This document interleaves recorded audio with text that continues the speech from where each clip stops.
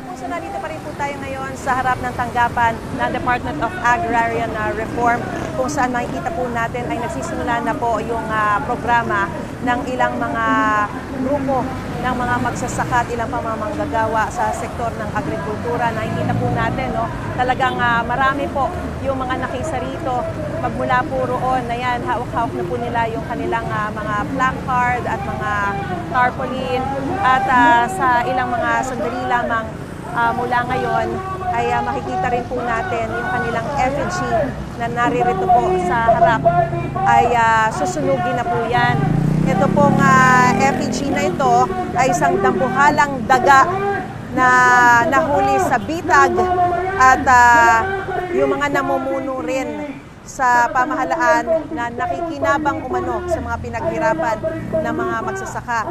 Nasa 400 individual po yung sumali dito sa kilos sa protestang ito at isang linggo na po silang nagka-camp out dito sa labas ng Department of Agrarian Reform para makiisa sa kilos protestang ito at para maiparinig din nila ang kanilang pangangalampag sa gobyerno. At kagabi, dahil huling gabi na po nila, ay nagdaos po sila ng vigil. Ito pong protestang ito ay para iparating sa mga kinauukulan ng pagtutol ng mga magsasaka sa katiwalian at korupsyon sa pamahalaan, partikular na yung apektado raw sila sa katiwalian sa mga farm-to-market roads.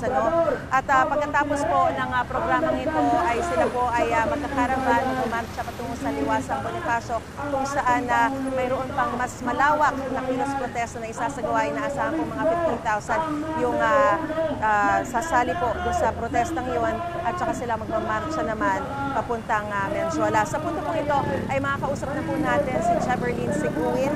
Siya po ang Deputy Secretary General ng Katipunan sa mga magbubukid ng Timog Katagalugan o kasama TK. Magandang umaga sa iyo, Cheverlyn. Naririnig mo ba ako? Alright, una sa lahat, bakit kayo nanatili ng isang linggo? Nag-camp out kayo dito sa Department of Agrarian Reform. At ano ba, kumusta nga naging inyong pangangalampag sa mga opisyal ng ahensya? Kayo po ba ipinansin man lang? Kaya kami nandito, kaya tiniis namin yung halos isang linggong maulan na nakakampo yung mga magsasaka dito sa tapat ng Department of Agrarian Reform. Dahil sawang-sawa na kaming bahain. Sawang-sawa na kaming bahain na ang aming mga pananim ay patuloy na namamatay, ang aming mga kabuhayan ay patuloy na nawawala. At kami ay handa namang bahain ang rehimeng Marcos Jr.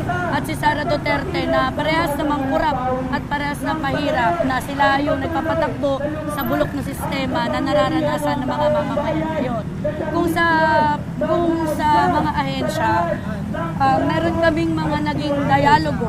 Pinapasok naman kami sa Department of Agrarian Reform, pinapasok sa Department of Agriculture, pero hindi pa rin talaga nabibigay kung ano ba talaga yung sagot doon sa kahilingan ng ating mga magsasaka para sa tunay na reforma sa lupa, para sa lokal na produksyon, at syempre para doon sa kompensasyon at ayuda sa mga biktima na naging pagbaha, lalo na sa kapalpakan ng flood control at ng gobyerno natin. Alright, nabanggit mo yung flood control, naungkat na nga yung katiwalian sa mga flood control projects.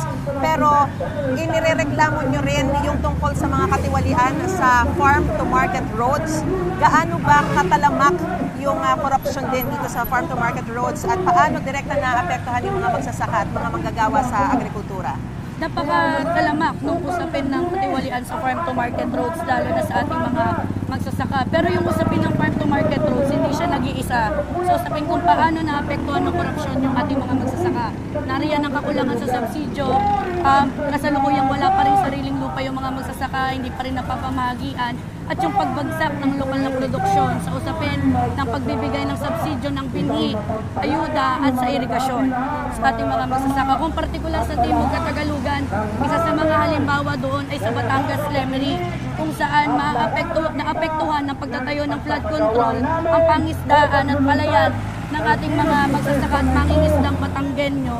At doon sa pangyayaring iyon ay ito'y nagdulot ng pagbaha at yung sa usapin ng patuloy na pagkawala ng kabuhayan ng ating mga magsasaka. Alright, Jefferlyn, maraming salamat sa ibinigay mong impormasyon sa amin. No? Siya po, mga kapuso, si Jefferlyn Siguin, ang Deputy Secretary General ng Katipunan ng Samaang Magbubukid ng Timog Katagalugan.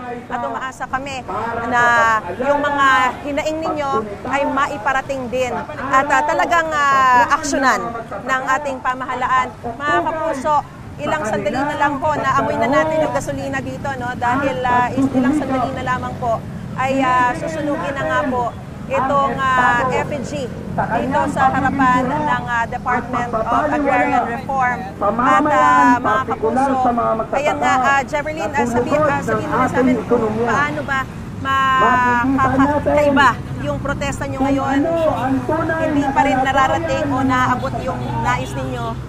Paano po ba ito magiging iba sa mga isasagawa nyo ngayon?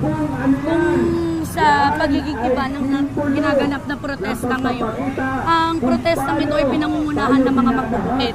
At ang ating mga magbubukid ang isa sa may pinakamalaking uri o pinakamalaking bilang ng uri at sektor sa ating lipunan. At sila ang pangunahing naapektuhan na ito na may panawagan na hindi lang Marcos ang kurap, kundi pati ang mga Duterte kung saan sila ay parte ng bulok na sistema. Alright, maraming salamat ulit sa iyo, Jefferlyn. At mga kapuso, ay susubukan pa rin po nating makuha ang reaksyon o ang pahayag ng Malacanang kaugnay nga po nito sa isinasagawa nilang kilos protesta at sa lahat din ng mga hinaing na ipinarating ng mga sektor ng mga magsasaka at sa sektor ng agrikultura para kanila ring maramdaman din yung aksyon doon sa mga sinasabi nilang mga katiwalian. Gusto mo bang mauna sa mga balita?